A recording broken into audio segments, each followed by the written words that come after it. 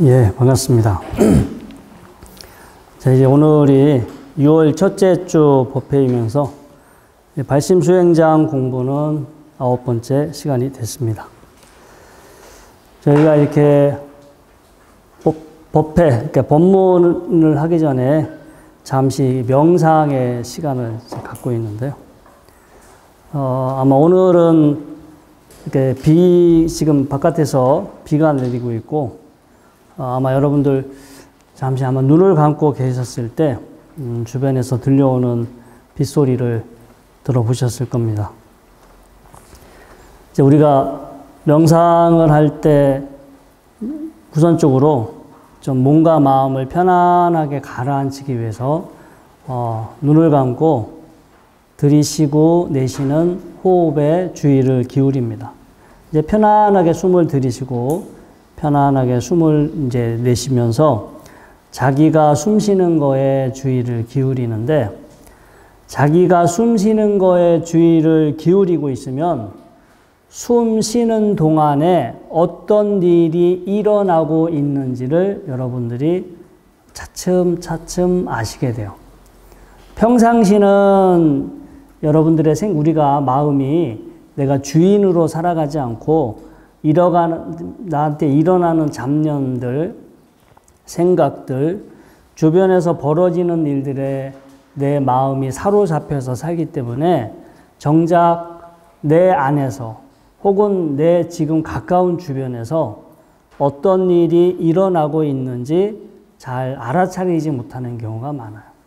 근데 여러분들이 지금 현재 숨 쉬고 있는 거에 주의를 기울인다는 것은 일단 마음이 지금 이 순간 여기에 마음이 와 있는 거고, 또 그 순간 여러분들이 주인으로 있는 시간이에요.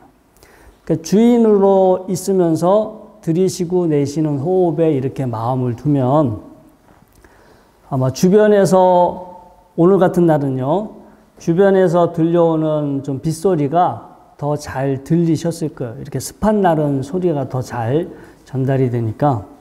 그러면 여러분들이 들이쉬고 내쉬면서 주변의 빗소리도 들어보시고, 또 명상 들려오는 이제 명상 멘트도 이렇게 들어보시고.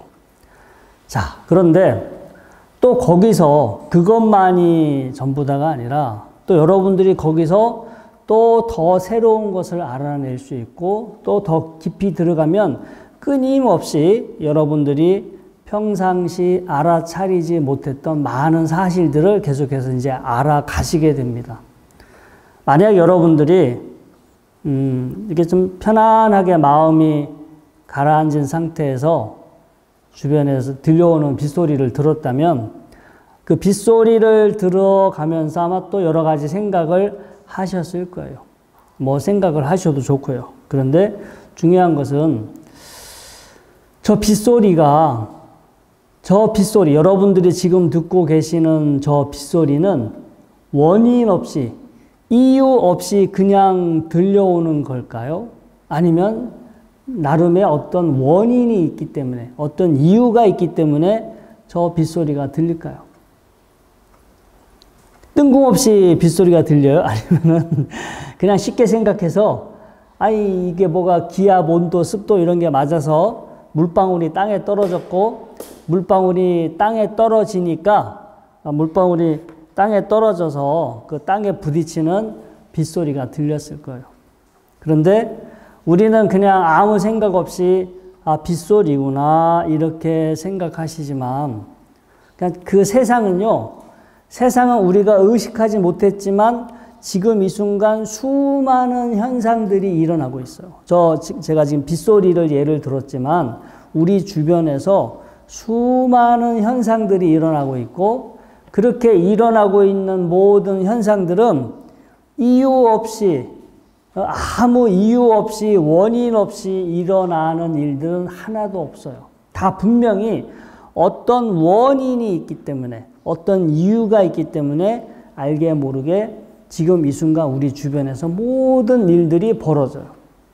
근데 여러분들은 주의를 기울이지 않았기 때문에, 혹은 내 마음을 빼앗기고 살고 있기 때문에 그런 주변에서 그런 일들이 벌어지고 있는 거는 알아차리지 못하고, 그리고 내가 알아차리지 못하는 일들은 별로 중요하지 않은 일이다. 보통 그렇게 생각해요. 또 모든 것을 다 알아차리고 산다 해서 좋은 건 아니에요. 우리들 이 뇌가 부하, 이 정보 처리 과정에 너무 부하가 걸려서 우리는 세상 모든 일을 사실은 다 알아차리고 살 수는 없지만, 여러분들이 잠시 이제 몸과 마음을 차분히 가라앉히고 여러분들의 호흡을 주의를 기울이게 되면 이제 평상시 여러분들이 느끼지 못했던 많은 여러 가지 작은 미세한 현상들을 알아차리게 되고, 그래서 세상이 이유 없이 원인 없이 이렇게 존재하는 것은 없구나. 그리고 우리 주관적으로 우리가 주관적으로 가치를 다 매겨요. 우리 인간 중심적으로. 사실 저 들려오는 빗소리나 지금 이 자리에 앉아 있는 저와 여러분들은 어떤 존재적 가치를 따지면 사실은 똑같아요. 둘 다 현상이야. 우리는 좀 더 복잡한 현상일 수도 있지만 지금 찰나찰나 들려오고 있는 저 빗소리, 또 저 찻길에서 지나가는 자동차 소리나, 사실 우리 이렇게 이 자리에 앉아 있는 저나 여러분들이나 그 존재하는 현상의 차원에서 보면 그냥 똑같은 의미, 똑같은 가치를 지닌, 누가 더 잘난 것도 아니고, 누가 더 못난 것도 아니고, 누가 더 중요한 것도 아니고, 누가 사실을 덜 중요한 것도 아니에요. 그냥 세상 작용하고 있는 만물의 그 순리 차원에서 보면 세상 작용하고 있는 모든 현상들은 그냥 어떤 이유나 원인이 있어서 작용하고 있을 뿐, 더 중요하다, 덜 중요하다, 좋은 것이다, 나쁜 것이다, 사실은 그런 가치가 없어요. 근데 인간은 자기 중심적으로, 인간 중심적으로 우리는 세상을 바라보고 있기 때문에 우리가 요즘 날씨가 이제 더워지니까 저희 절에도 모기가 많이 생겨요. 템플스테이 들어오신 분들도 모기 때문에 잠을 못 잤다고. 그래서 저희가 이제 모기를 퇴치하기 위해서 전기 모기향을 지금 키웠어요. 또 그것도 안 돼서 어떤 분들은 이렇게 치는 모기 텐트를 이렇게 지금 지급을 해드렸는데, 우리 입장에서는 모기가 성가신 존재, 필요 없는 존재예요. 근데 모기 입장에서 봤을 때는 자기가 성가시고 필요 없는 존재일까요? 아니죠.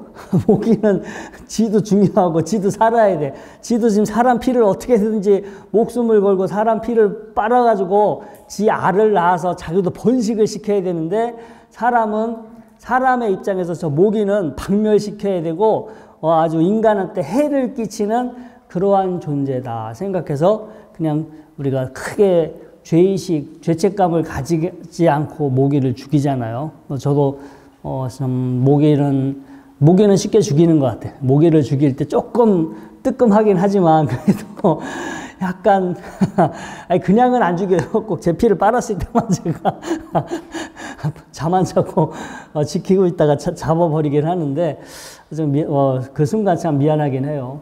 근데 우리가 또 좋다 나쁘다는 것은 정해진 건 아닌 것 같아요. 그건 절대적인 게 아니라 우리가 그때 내 중심적으로 바라봤기 때문에 참 누구는 좋고 누구는 나쁘고 누구는 필요하고 누구는 필요하지 않다 이렇게 생각할 뿐인데, 그래서 우리가 그런 분별심, 우리가 그걸 절에 불교에서는 분별심이라고 하죠.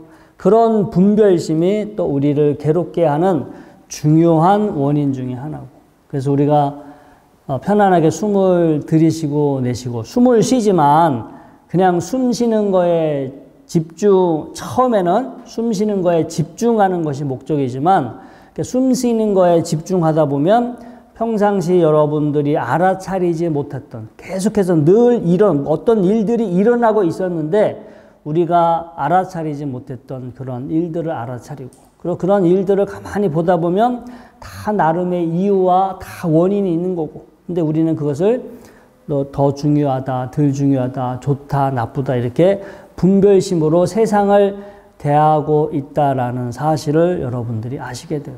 그리고 나 또한 세상의 일부예요. 내가 세상의 주인이고 마치 내가 세상의 지배자고 나는 이 세상에서 특별한 존재가 아니라 우리가 자기의 중심을 가만히 낮추고 보면은 나 또한 이 세상에서 무수히 지금 일어나고 있는 수많은 현상 중에 하나예요. 지금 이 시간도 많은 사람들이 돌아가시고 있고 특히 저 전쟁이 나고 있는 곳에서는 정말로 또 많은 사람들이 죽고 있어요. 근데 우리는 지금 옆에 이 자리에서 그러한 죽음을 보고 있지 않고 나와 상관이 없기 때문에 누가 죽든 말든 뭐 크게 대수롭지 않게 생각하죠. 하지만 여러분들이나 여러분들 누가 가까운 분이 지금 이 순간 돌아가시고 있다면 여러분들은 아주 크게 심각하게 그 상황을 받아들이실 거예요.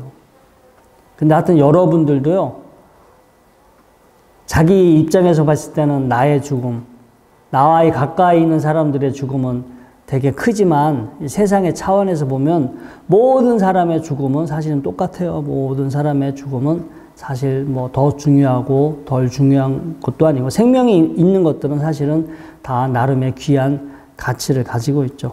그래서 여러분들이 꼭 뭐 저희 법회 때 또 절에서가 아니라 틈나는 대로 집에서 이제 시간이 되신다면 편안하게 숨을 들이쉬고 내쉬면서 정말 내 안에서 어떤 일이 일어나고 있는지, 내 주변에서 지금 이 순간 찰나찰나 또 어떤 일이 일어나고 있는지 그냥 지켜보세요. 처음에 금방 답이 알아지진 않지만 늘 보다 보면 아 이렇구나, 이런 거구나, 이런 거구나. 어느 순간 여러분들한테 그런 아주 소소한 깨달음들이 찾아오고 그러한 깨달음들이 20번, 30번 이렇게 찾아오다 보면 그거보다 더 큰 또 깨달음이 찾아오실 수도 있고요. 그리고 어떤 그러한 연습 자체가 여러분들을 좀 더 성장하게 하고 유익하게 변화시켜 주지 여러분들한테 결코 손해가 되지는 않을 거예요. 어저께 이제 템플스테이가 또 이제 만실이었었는데 이제 많은 분들이 들어오셨어요. 그래서 이제 어떤 분이 질문을 하셨어요. 사람은 죽으면 어디 가냐고. 그래서 정말 저도 궁금해요. 저도 제가 죽어봤어야 하는데 분명히 죽어본 적이 있었든지 저도 기억은 안 나요. 근데 아무튼 지금 현재 기점으로 죽은 다음에 어떻게 되는지는 솔직히 저도 지금 알고 있지는 못하는데 아무튼 이게 템플스테이에 오신 분들은 이 절에 처음 오시는 분들도 많고요. 또 그런데 이제 이 절에 가면 그 스님들한테 물어보면 스님들이 다 이거 대답해 주는 줄 알아요. 아무튼 저도 제가 직접적으로 알지는 못해요. 간접적으로. 제가 일단은 그런 그 죽음에 대해서 연구하신 분들의 자료를 예전에 공부를 해봤고, 혹은 제가 예전에 그냥 체면이라는 거에 관심이 있어서 이렇게 사람들한테 체면을 걸다가 다양한 현상들을 보게 됐어요. 정말로 사람이 체면에 걸리면 다른 인격들이 나와서 뭐 말도 하고 이제 그런 걸 보면서 야 이게 저 사람 같은 사람일까? 같은 사람이 딴 얘기를 할까? 아니면 도대체 다른 존재가 있는 걸까? 아니면 정말로 죽어서 어떤 존재가 있어서 이렇게 다른 사람의 몸을 빌어서 이야기를 하고 있는 걸까? 그때는 뭐 되게 많이 궁금했어요. 궁금했는데 제가 그리스의 이제 죽음에 대해서 이렇게 나름 이게 연구하시고 나름 뭐 귀신도 보고 뭐 그런 문제를 이렇게 해결하시는 분이 한 분 이제 계셨는데 그분이 이렇게 나름 오랫동안 그 죽음 이후에 어떤 귀신의 존재에 대해서 이렇게 연구를 하시다가 나름 그분이 정의를 내린 게 있어요. 귀신은 뭐냐?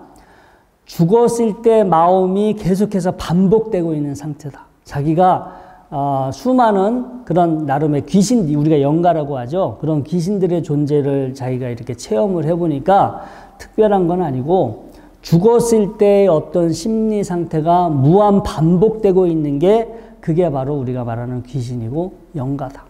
저도 간접적인 체험이지만 아무튼 이제 그럴 수도 있겠다라고 그분의 말이 조금 이렇게 좀 나름 좀 저의 이제 심증이 가는 부분이긴 한데요. 그래서 제가 어저께 템플스테이 들어오신 분한테 이렇게 말씀을 드리면서 이게 죽은 다음에는 모른다.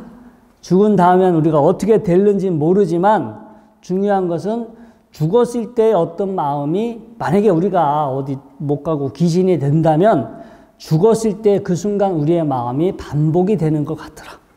그래서 더 중요한 건 뭐냐?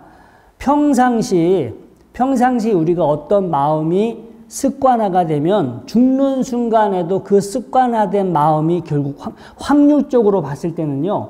평상시 습관화된 마음이 죽는 순간에 일어날 확률이 높지 생뚱맞게 전혀 평상시 안에 평상시와 다른 특별한 마음이 죽는 순간에 일어나지 않을 수도 있다는 거예요. 그래서 평상시 우리가 보다 긍정적이고 유익한 마음 상태가 그런 마음이 만들어지는 거가 습관화가 되고 습관적으로 정말로 좋은 마음, 좋은 생각 이런 것들이 습관적으로 일어나시는 분들은 돌아가실 때는 자기 의식이 별로 없을 수도 있어요. 자기 의식이 없을 수도 있고 어떻게 죽는지도 몰라. 어떻게 죽는지도 모르고 순식간에 죽을 수도 있는데 그 순간 평상시 우리가 공부하고 연습하던 어떤 그 마음, 습관적인 어떤 그 생각이나 마음 상태가 그때 일어나지 않을까. 그래서 여러분들이 이제 이렇게 절에 와서 기도하고 또 공부하고 또 수행하시잖아요. 이제 이게 알게 모르게 여러분들의 습관, 여러분들의 업을 바꾸는 어떤 그런 하나의 연습이고요.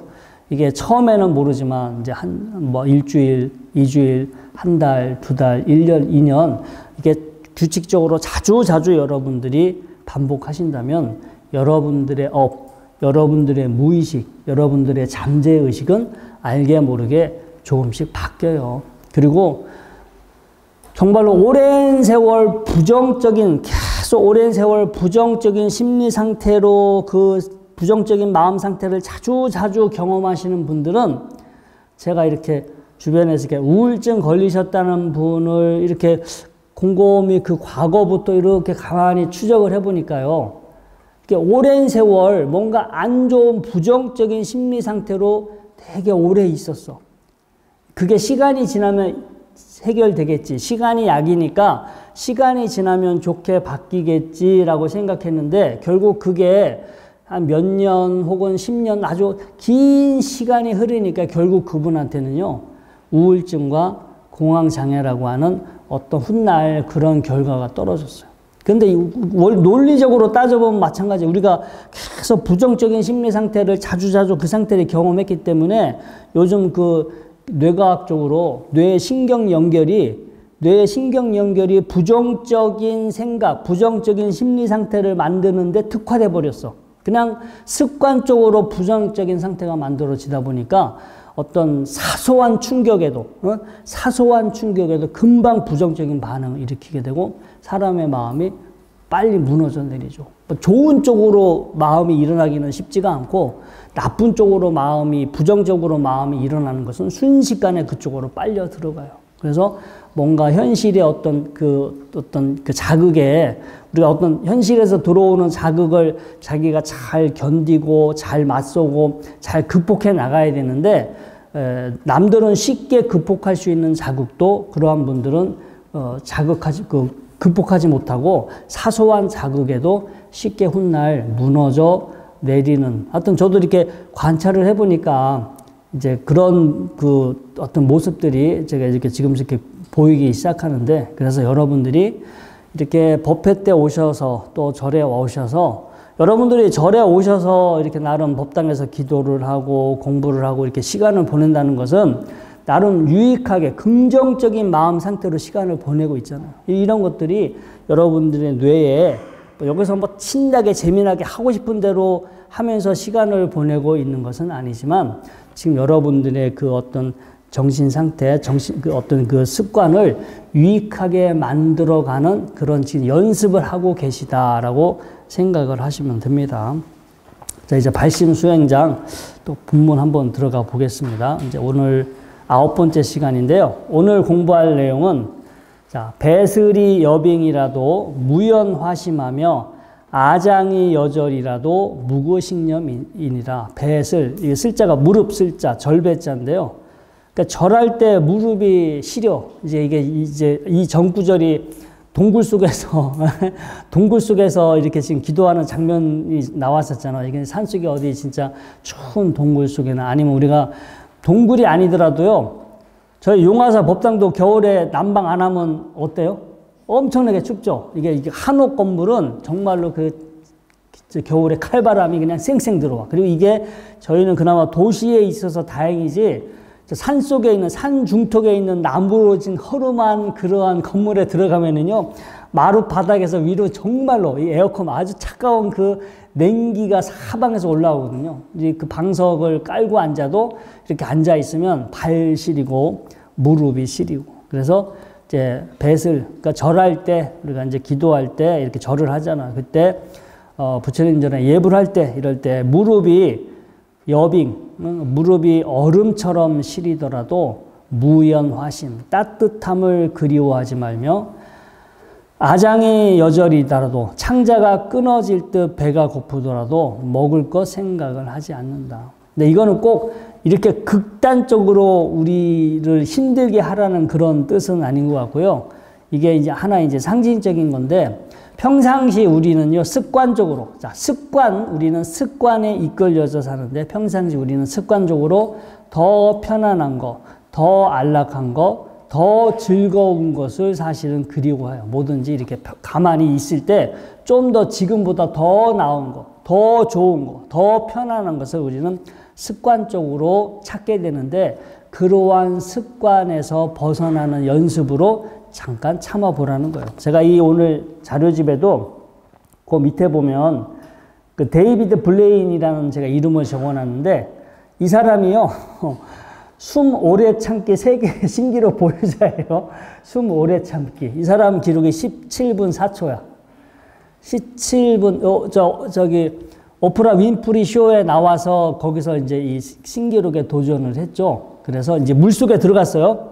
이제 투명한 그 수조 속에 들어가서 거기서 이제 안 나오고 버틴 거야. 그래서 그 투명한 그 수조 속에 들어가 가지고 이 사람이 버틴 시간이 17분 4초. 아무것도 이런 거 쓰지 않고 17분 4초. 상당히 이거는 인간으로 견디기 정말로 힘든 이런 시간인데요. 그 의지력의 재발견이라는 책에 이제 이렇게까지 뭔가 이렇게 어떤 어려움이라든가 고통을 찾는 사람들의 사례, 그리고 이 사람들이 왜 어떤 목적을 때문에 그렇게 고통을 찾고 있는지, 그리고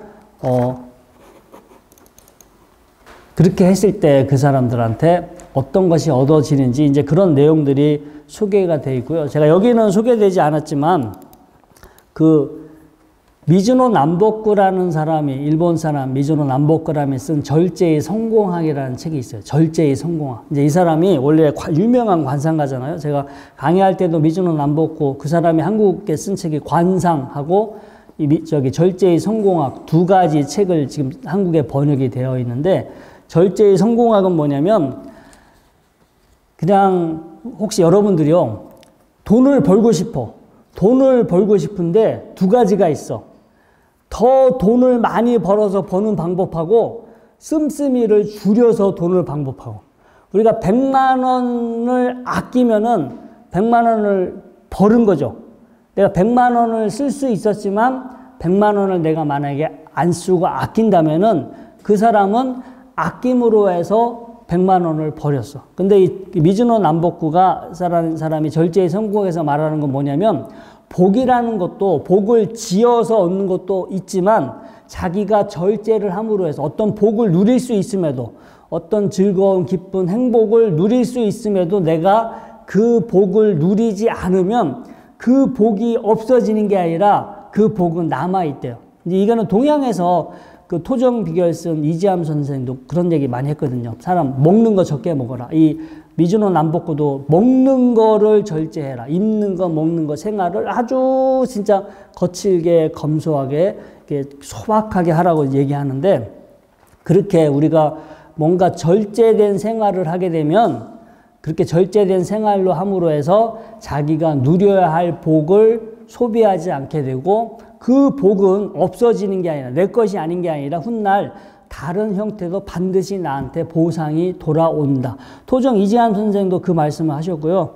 지금 일본의 미즈노 남보쿠라는 분들도 그 말씀을 하셨어요. 그래서 자기한테 수많은 사람들이, 살기 힘든 사람들이 찾아오잖아요. 이 미즈노 남북구도 관상 배우러 갔다가 1년 안에 죽을 거니까 저 관상 배울 필요 없다가 처음에 거절당하잖아요. 그래서 절에 갔는데 절에서도 단명한다고 출가를 안 받아줬거든요. 그래서 내가 일찍 안 죽으려면 어떻게 해야 합니까? 라고 하니까 먹는 걸 적게 먹고 소박하게 검소하게 살아라. 그래가 정말 잡곡밥에 정말로 부실하게 밥을 먹고 살았잖아. 막판에 죽을 때까지 평생 이 사람은 아주 그렇게 많이 유명해지고 경제적으로 엄청나게 풍족해졌음에도 불구하고 그렇게 아주 그렇게 화려하게 이렇게 풍부하게 그렇게 생활하지 않았다라고 그래요. 그리고 나머지 자기 재산은 전부 다 사회에 환원을 했죠. 아무튼 뭐 죽어서도 이 사람은 자기 복을 아낌없이 자기 것으로 하고 남들한테 다 주고 떠난 사람인데, 아무튼 그 절제의 성공학이라는 그 가수 비하고 김태희가 읽어보고, 야, 이 책은 정말 많은 사람이 꼭 읽어봐야 된다고 아주 그 사람들이 적극적으로 홍보한 책이기도 한데요.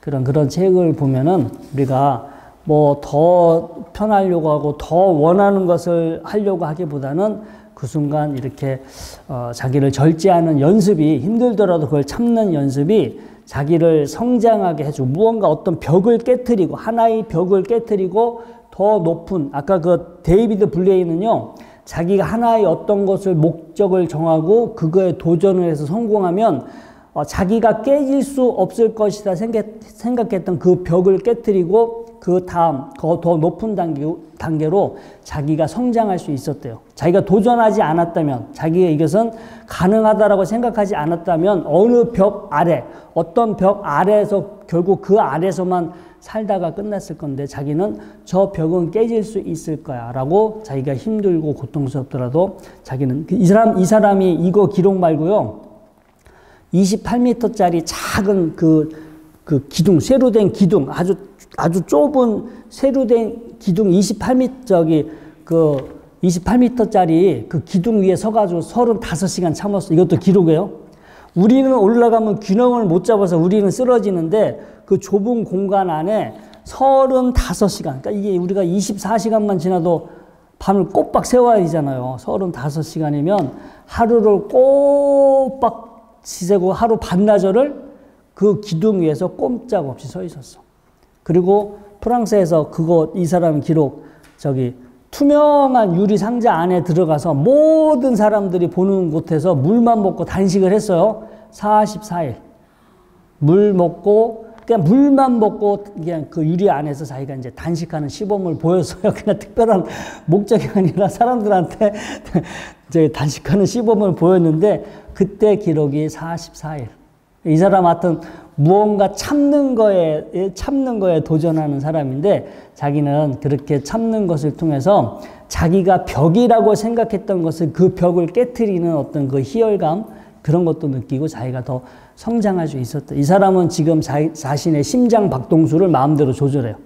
뭐 50번 아래로 심장 박동수를 떨어뜨릴 수도 있고 150번 이상 심장 박동수를 올릴 수도 있고, 자기가 무수히 연습을 했대요. 무수히 연습을 해서 심장 박동수까지. 티베트 스님들은 보통 심장 박동이나 체온을 수행을 통해서 스스로 이렇게 조절할 수 있다고 하는데, 아무튼 이 사람도 데이비드 블레인이라고 여러분들 유튜브에 치면 나와요. 이 사람이 여러 가지 기록 세우는 그 장면들이 유튜브에 다 올라와 있고, 기회가 되신다면 의지력의 재발견, 그리고 절제의 성공학, 여기도 도서관에 책이 다 있어요. 가서 한번 빌려서 보시면, 무조건 뭔가를 참는 거가 나를 힘들게 하고 내가 손해보는 게 아니라 어떤 걸 참고 견딤으로 해서 나한테 내가 알지 못했던 어떤 보상이 찾아오는구나. 그리고 우리가 가장 기본적으로 우리는 습관의 노예로 살고 있어요. 우리는 내가 주인인 것처럼 살고 있지만 어떤 우리 본능, 습관, 그런 충동에 우리는 사실 평생 노예처럼 살다가요. 그렇게 노예처럼 살다가 그냥 한병상 시간이 가는데, 우리가 그 습관대로 가지 않고 나는 이 습관을 거슬려서 내가 선택한 길로 갈 거야. 내가 선택한 짧은 시간이지만 내가 선택한 삶을 한번 살아볼 거야. 내가 선택한 그 시간만큼 내가 한번 견뎌볼 거야. 자기의 선택이죠. 이거는 주체적인 삶이죠. 이끌어가는 삶, 이끌려가는 삶이 아니라 습관에 이끌려가는 삶이 아니라 이끌어가는 삶을 사는 하나의 연습이 되기도 합니다. 그래서 사실은 뭐 우리가 부처님은 고행을 별로 적극 추천하지 않았지만 여러분들이 뭐 힘든 만큼 죽을 만큼 그렇게 참지는 마시고요. 근데 여러분들이 참을 만큼 참는데 그때 그냥 참는다 수준으로 끝나지 않고 나는 내가 주인으로 사는 그 연습을 지금 한다. 참으면서 어떤 고통을 참으면서 내가 고통에 이끌려가고 고통에 굴복되는 것이 아니라 혹시 여러분들 이렇게 참선한다고 앉아 있으면은 다리 아프죠. 다리 아픈데 의학적으로 피가 안 통해도 2시간은 아무 문제가 없대요. 제가 간호학원 다녔잖아요. 간호학원 가서 군대 위생병 가려고 간호학원 가가지고 저도 자격증을 땄는데 그때 걔가 이렇게 그 비디오 화면을 보면서 월남전에 전투할 때 전투가 나서 사지가 팔다리가 폭격 맞아가지고 우리 군인이 팔다리가 잘리는 장면인데 그때 이제 팔다리를 응급 끈으로 묶어 지혈하기 위해서. 근데 그 지혈이 먹히는 시간이 2시간이래요. 2시간이 지나면 썩는데. 왜냐면 이제 단단하게 묶었으니까 피가 안 통하잖아요. 근데 피가 안 통해도 2시간까지는 세포가 괴세하지 않는다. 그래서 그걸 보면서 저도 그 장면을 보면서 이렇게 참선이나 명상할 때 다리 아플 때 그래 2시간까지는 세포가 안 썩는다고 했으니까 내가 이거 뭐 다리 아파서 1시간 버틴다고 내 다리가 썩어 없어지진 않을 거야. 심경이 뭐가 절단되진 않을 거야. 근데 그런 확신을 가지고 이제 그런 생각이 있으니까 훨씬 더 쉽게 참을 수 있었고요. 그래서 여러분들이 어떤 것을 금방 원하는 대로 하고 싶은 대로 이렇게 마음을 내지 마시고 참는 연습. 근데 그 참는 연습이 습관에 이끌려지는 삶이 아니라 내가 선택하고 내가 선택한 삶으로 가는 하나의 연습. 그리고 그 미주노 남복고나 토종 이재함 선생이 말한 것처럼 내 복을 아끼면 그만큼 훗날 나한테 보상이 반드시 돌아온다. 저는 그분 말을 중학교 때 토종 이재함 선생 그 책을 제가 중학교 때 읽었는데 그때마다 제가 힘들 때마다 그 생각을 떠올렸어. 밥 적게 먹자. 그리고 뭔가 아끼자. 왜냐하면 힘들 때 최대한 내가 누릴 수 있는 복을 아끼자. 내가 누릴 수 있는 어떤 즐거움이나 복을 아껴 쓰자.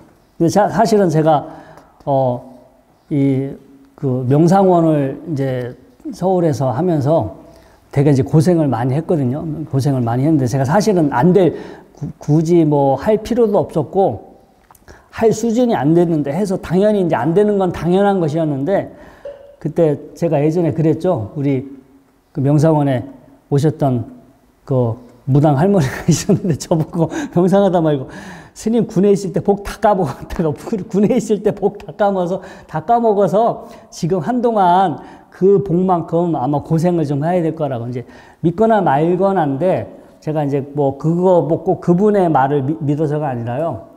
군에 있을 때 정말 하고 싶은데 다 해봤어요.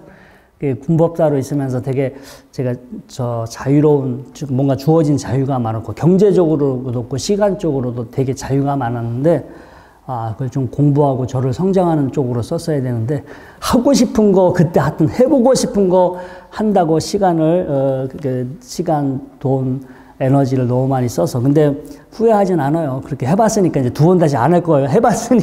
한번 해봤으니까 이제 미련이 없어서 안 하는데, 아무튼 우리가 기도하고 수행할 때 장애가 찾아오고 어렵고 힘들어요. 당연히 힘든데, 그럴 때 그걸 원망하거나 쉽게 포기하지 마시고, 내가 힘들더라도 이렇게 참는 것 자체가 나의 유전자, 나의 그 신경 연결을 바꿔주고요. 여러분들의 습관을 바뀌고, 습관이 바뀌면 죽을 때 달라지잖아요. 그리고 여러분들의 복을 아끼고, 복을 아끼는 것 자체가 더 복을 새롭게 만드는 거와 똑같은 효과, 우리 돈처럼요. 그래서 그런 효과가 있으니까 여러분들 이렇게 힘드실 때 오늘 공부한 이 내용, 배슬이 여병이라도 무연화심하며 아장의 여절이라도 무구식령이니라, 이 구절을 잘 생각하시면서 여러분들이 힘든 순간을 지혜롭게 잘 극복하시기 바랍니다. 자, 오늘 공부는 이것으로 마치겠습니다.